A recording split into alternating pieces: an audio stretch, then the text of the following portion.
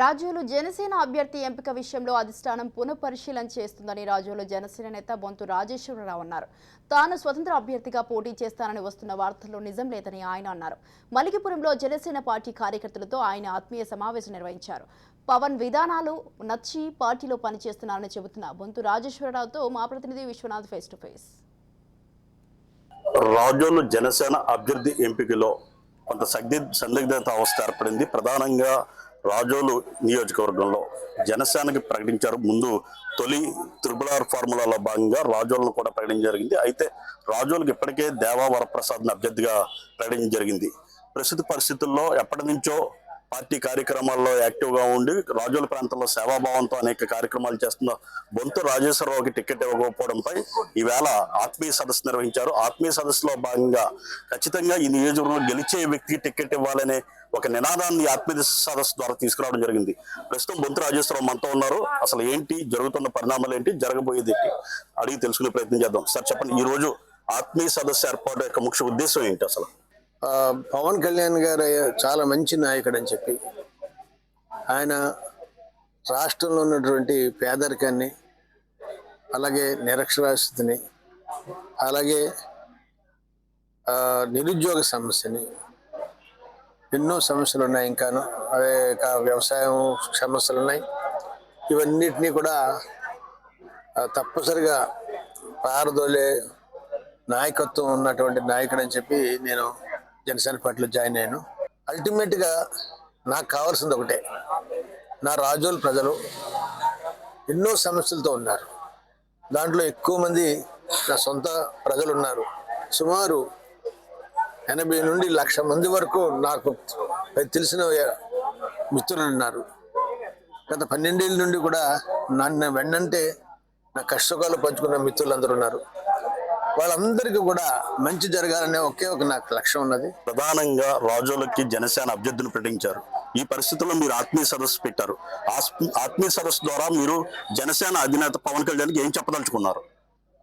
తప్పనిసరిగా ఎందుకు పెట్టాల్సి వచ్చిందంటే, ముఖ్యంగా ఎప్పుడైతే సీటు ఇంకొకరికి వస్తుందనే ఒక ప్రచారం వచ్చిందో అప్పటి నుండి నన్ను నమ్ముకున్న వాళ్ళందరినీ కూడా కొంతమంది వైఎస్ఆర్ పార్టీ నాయకులు, అలాగే అపోజిషన్ నాయకులు దుష్ప్రచారం స్టార్ట్ చేశారు.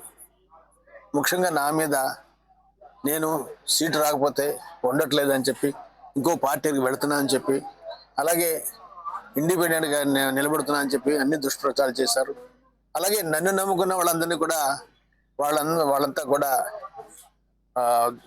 నమ్మించి మళ్ళా వెనక్కి జనసేన నుండి దగ్గరగా కొన్ని 4 గ్రామాల వాళ్ళని వెనక్కి తీసుకెళ్లే ప్రయత్నాలు చేస్తున్నారు. ఈ సందర్భంగా నన్ను నమ్ముకున్న వాళ్ళందరికీ కూడా తొందరపడొద్దని చెప్పి, తప్పనిసరిగా పవన్ కళ్యాణ్ మంచి నిర్ణయం తీసుకుంటారు.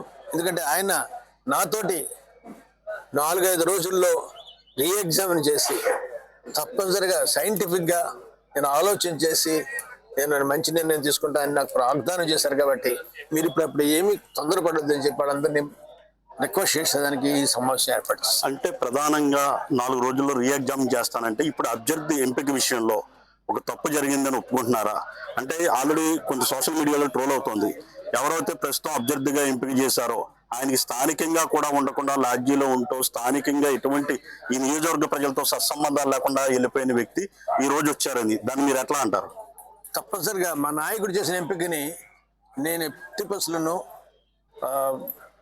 నిజమైన కార్యకర్తగా నేను తప్పుపట్టలేను, తప్పుపట్టను కూడా. ఎందుకంటే ఉన్న నాయకత్వాల్లో జగన్మోహన్ రెడ్డి గారు కానీ, లేదంటే చంద్రబాబు నాయుడు గారు కానీ, పవన్ కళ్యాణ్ గారు కానీ, ఈ పెద్ద నాయకుల్లో నేను అత్యధికంగా అభిమానించిన నాయకుడు పవన్ కళ్యాణ్ గారు.